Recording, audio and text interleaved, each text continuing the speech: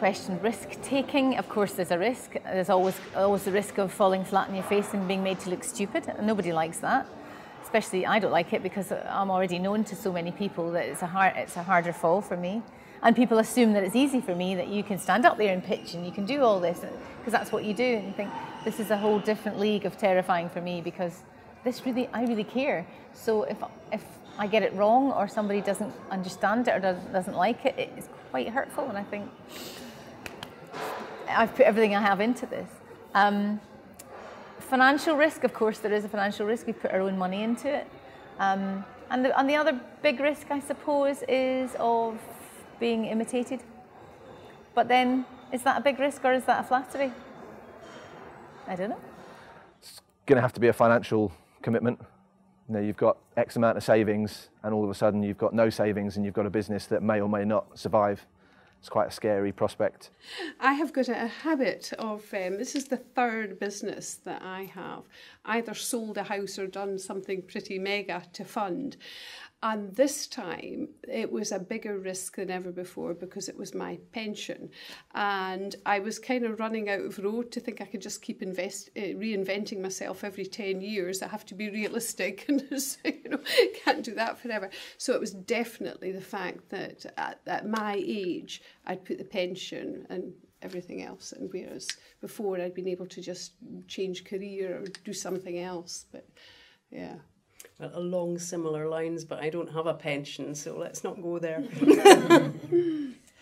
Oh, there was an amazing moment just before Christmas last year when they called me from the Daily Telegraph and said they wanted to feature this Thunderwolf sledge in a gift supplement. And I thought, that's a very big newspaper. And I'm sitting there, I had 80 sledges left, that's no good. And you order another container and you yell at the manufacturer. And then, of course, they deliver that a little late. And then that gift guide from the Telegraph isn't very well distributed, so no one in Scotland gets it, and everything.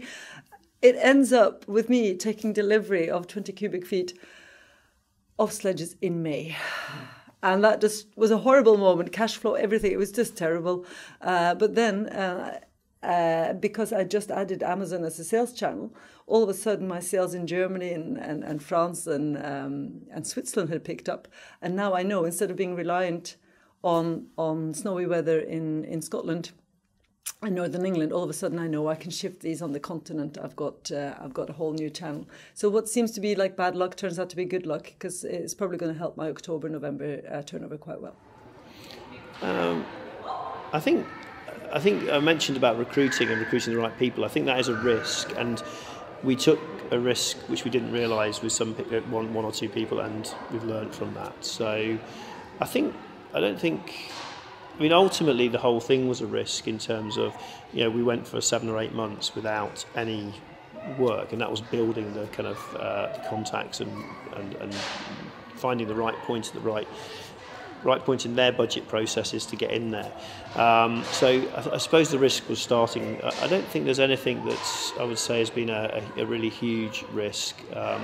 We've self-funded. We've always been profitable. That said, we went for 2 years with just Paul and I, so we were drawing salaries off of our own sort of living, if you like. But no huge risks, I don't think so. I think as a mum, bringing up 3 children, the biggest risk is to move away from the stability of a full-time job and to go into what's relatively unknown territory, because you don't really know how it'll all pan out, much as there's a huge amount of belief, and I really believe in it. I do feel that's a big risk to take. To walk away from a stable job and a regular salary is a big leap of faith. Risks are a daily occurrence in business. Depending on how risk averse you are, depends on what you see as a risk. We grew our business very fast, and we went into franchising. So we franchised out our model too early on. That was a risk that I wasn't aware I was taking. And we had to buy ourselves back out of that issue. So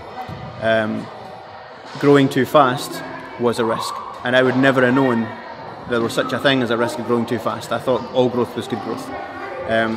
So yeah, it was the biggest risk that we took. it didn't pay off, although we've recovered from that now and we'll start franchising again at the end of this year because we've got it right now, we've taken the right advice and built it up properly. But at the same time, that was, that could have been a fatal risk. How did you know that it wasn't working, franchising? It was the way our brand was being used by the franchisees, and also the way that we were supporting them. They weren't getting from us what they thought they should be getting from us, and we weren't getting from them what we thought we should be getting from them. So there was very clearly something wrong in the way that we had recruited the franchisees or the expectations that were set in the start. So it was all about getting ourselves out of that situation, going back to the drawing board, understanding what would be expected from a franchisor, what would be expected from a franchisee, what is reasonable to expect, and then go back out to market with that. Did you take advice on that issue at the time in order to change it? We didn't take enough advice the first time round, but we have taken a lot of advice this time. We are making sure that we get it right first time this time. Clearly there's a financial risk for any new products, any new startup business, so there's been a sizable amount of investment into the business. The biggest risk that we face is absolutely a larger brand, like I mentioned earlier, coming into our space. So we continually require to challenge the product offering, continually review and improve the product offering, and indeed expand that offering, so that we can keep ahead of the game and keep ahead of the competitors. I think the biggest risk is going to be at the start, no doubt about it. I mean, unlike a franchise or an established brand like that, taking on a McDonald's or Subway, you know, you're guaranteed business, almost regardless of location, you know. But when you're starting a whole new concept with a name that nobody knows, with no customers, the stress involved in that is unbelievable. And when you put everything into it, when you take out the loans and you've got the credit cards and you're using everything just to get the concept going, you know, that's about as much risk as you can possibly take. That first step is huge. But after that, once you get a bit of momentum behind you, and customers find out about you and they're calling you without you necessarily having to advertise, then it's a lot easier. Much like a rocket, really, to get off the ground, you know, it needs all that fuel and energy, but once it's up there, it just sort of carries on with its own momentum.